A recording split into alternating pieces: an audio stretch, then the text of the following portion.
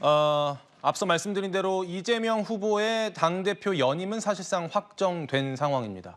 그런데요, 이재명 후보와 경쟁한 김두관 후보는 이런 이야기를 했습니다. 다들 쉬쉬하고 있지만 이번 10월 달 이재명 후보에 대한 법원의 선고를 모두 걱정하고 있다. 장유미 변호사님, 네. 이 부분에 대해서 이제 얼마 전에 김경수 전 경남지사도 복권이 됐고 네. 여러 가지 계기가 마련되면서 비명계가 결집하고 있는 것 같아요.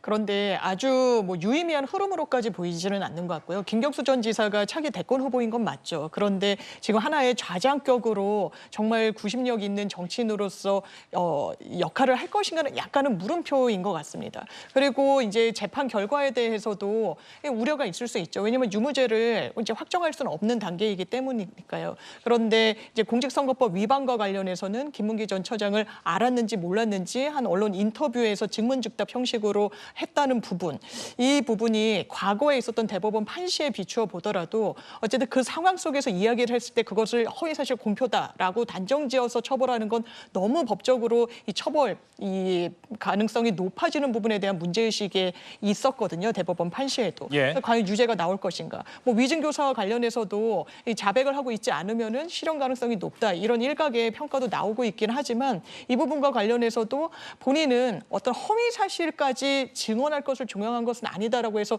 그 부분에 대한 공소유지 여부가 남아있기 때문에 아직 좀 열려있는 상황이라고 봐야 될 것 같습니다. 알겠습니다. 말씀하시는 과정에서 잠깐 흘러간 그림이 하나 있었는데요. 바로 초일회라고 하는 모임입니다. 이게 바로 비명계 인사들이 15명이 모여서 만들었다는 모임인데, 구자용 차장님. 네. 저렇게 구체적인 모임까지 만들었다면 장 변호사께서는 유의미한 흐름으로 보이지 않는다고 했지만 네. 해석이 다를 수 있을 것 같습니다. 그렇습니다. 지금 민주당이 이재명 대표에 대한 이 당원들의 압도적인 지지가 확인이 되고는 있습니다만 실제로 정치를 하고 있는 분들 가운데 상당수는 이재명 대표와 일정한 거리를 두고 있거나 비판적인 입장을 가지고 계신 분들도 상당히 많습니다.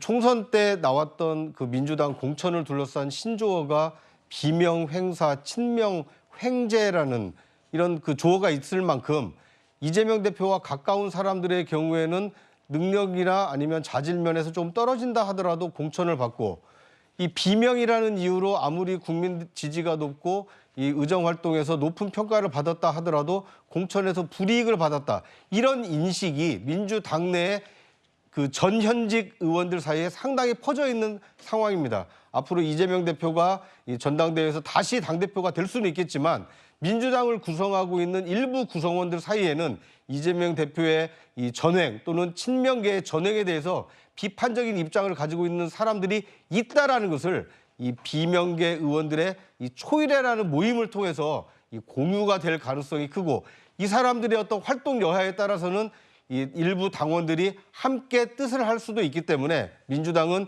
이재명 일극 체제이긴 하지만 이재명과 비이재명이 공존하는 체제로 흘러갈 가능성이 크다. 이걸 보여주는 하나의 모임이 생겼다. 이런 해석이 가능할 것 같습니다. 알겠습니다. 민주당 전당대회 결과는 오늘 오후 6시쯤 나오니까요. 한번 지켜보도록 하겠습니다.